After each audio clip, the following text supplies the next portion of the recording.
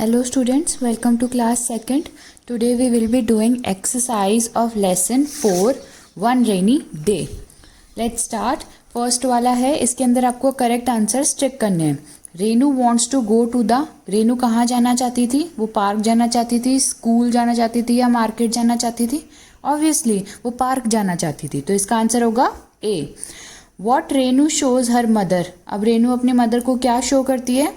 Squirrel show करती है. बाहर एक स्क्विरल बैठी होती है ना, वो शो करती है, तो इसका आंसर है B.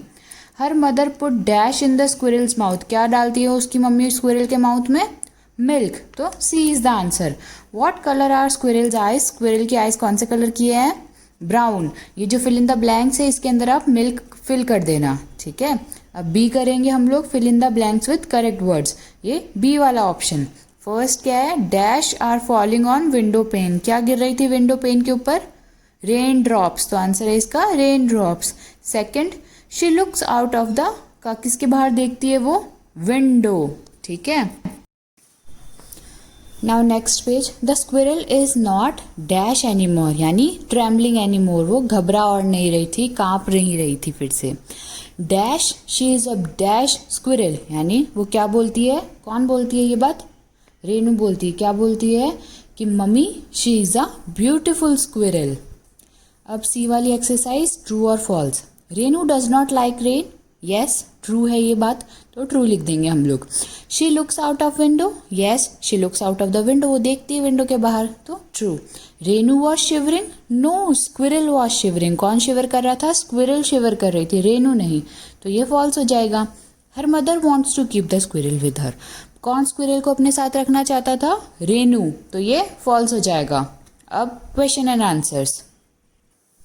What does Renu not like, why does Renu not like the rain, Renu को रेन क्यों अच्छी नहीं लगती थी? क्योंकि वो पार्क में नहीं जा सकती थी. Renu does not like the rain because she can not go to the park in rain, वो पार्क में नहीं जा सकती थी रेन के दौरान. What does Renu see outside, Renu बाहर क्या देखती है? Renu saw a squirrel outside, क्या देखती है वो? एक squirrel. Make a list of things Renu gets for the squirrel, Renu squirrel के लिए क्या क्या चीजें लाती है? रेनू गेट्स अ टावल, एक टावल लाती है वो. Basket and some milk for the squirrel, basket लाती है और थोड़ा दूध लेके आती है स्क्विरल के लिए. How does Renu's mother dry the squirrel, Renu की मदर स्क्विरल को ड्राई कैसे करती है, कैसे सुखाती है उसको?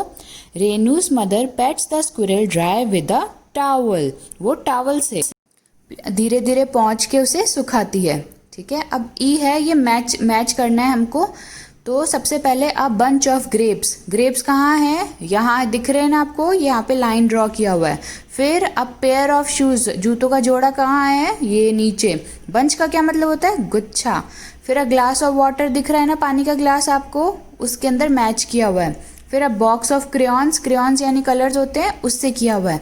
पैकेट ऑफ स्वीट से भी कर दिया, और पैकेट ऑफ स्वीट्स यानी मिठाई या फिर चॉकलेट्स का जो पैकेट होता है उसके ऊपर. फिर क्या है? बुकेट ऑफ फ्लावर्स, बुकेट क्या होता है आपको दिखाई दे रहा है ना, ये भी बहुत सारा जो बंच बनाया हुआ है यहाँ पे फ्लावर्स का, वो दिखाई दे रहा है ना, उससे भी क्या हुआ. इसी तरह ये मैच करना है आप लोगों को. फिर हम लोग अब प्रिपोजिशन पढ़ेंगे. 22 पेज नंबर पे प्रिपोजिशन दिया हुआ है. प्रिपोजिशन क्या होता है? वो वर्ड्स होते हैं जो हमें ये बताते हैं कि कोई भी चीज़ या कोई इंसान या जानवर या लिविंग या नॉन लिविंग जो चीज़ें हैं वो कहाँ पे है, ऊपर है, नीचे है, दाएं है, बाएं है, यहाँ है, वहाँ है, इधर है, उधर है, यानी उनकी पोजीशन बता दें. तो प्रीपोजिशन लिखा हुआ है, तो इसका मतलब उसकी पोजीशन बताते हैं वो हमें कि वो चीज़ एक्चुअल में है कहाँ, वो इंसान कहाँ है, वो आदमी, वो जानवर, वो चीज़ कहाँ रखी है या कहाँ बैठा है या कहाँ खड़ा है, उसके बारे में हमें पता चलता है, ठीक है. तो अब हम लोगों को यहाँ पे बहुत सारे प्रीपोजिशन के वर्ड्स, देखो आपको रेड और ब्लू के अंदर जो हाईलाइट किए हुए वर्ड्स है, ये सब प्रीपोजिशन के वर्ड्स हैं. तो हम लोग पढ़ते हैं. Read this. The basket is on the table, basket कहाँ पड़ी है? ऑन द टेबल, टेबल के ऊपर. The cat is in the basket, और कैट कहाँ है? बास्केट के अंदर है, इन द बास्केट है. तो ये जो ऑन और इन वर्ड्स हैं ये दोनों प्रीपोजिशन है, क्योंकि ये बास्केट की पोजीशन और कैट की पोजीशन बताते हैं, ठीक है. फिर हम लोग अब जो एफ एक्सरसाइज है ये आपको खुद से करना पड़ेगा. अब यहाँ पे मैं आपको पढ़ के बताती हूँ, फिर आपको इसमें से टिक करना है कि कौन सा वाला सही है. जो ब्लू में लिखे हुए हैं ना, ये आपको टिक करना पड़ेगा कि कौन सा सही है इनमें से. आनंद इज स्टैंडिंग ओवर या फिर under an umbrella. Anand over मतलब ऊपर खड़ा है अम्ब्रेला के, या अंडर यानी नीचे खड़ा है अम्ब्रेला के, ये आपको टिक करना है। What is he doing, he is putting T into the cups होगा या ऑन द कप्स, वो कप के अंदर चाय डाल रहा है कप के या फिर ऊपर। इनटू मतलब अंदर और ऑन का मतलब ऊपर, तो अब आपको टिक करना है कि वो अंदर डाल रहा है कप के या ऊपर डालना है। There are more cups in the table या ऑन द टेबल, के टेबल के अंदर कप्स हैं या टेबल के ऊपर। इन का मतलब अंदर और ऑन का मतलब ऊपर, तो अब आपको इनमें से सही टिक करना है। Can you see a cat sitting above या फिर अंडर द टेबल। आपको अब अबव या फिर अंडर में से एक टिक करना है कैट के लिए। अबव मतलब ऊपर और अंडर मतलब नीचे, तो कैट कहाँ बैठी है, या आपको टेबल के नीचे बैठी है या ऊपर, ये आपको टिक करना है यहाँ पे। देयर इज अ बस ऑन द रोड है या अबव द रोड है, रोड के ऊपर बस है या रोड के ऊपर मतलब अबव मतलब एकदम ऊपर चढ़ी हुई है, नहीं, तो यहाँ पे क्या आएगा, ऑन द रोड आएगा। ठीक है, ये भी आपको टिक करना होगा यहाँ पे।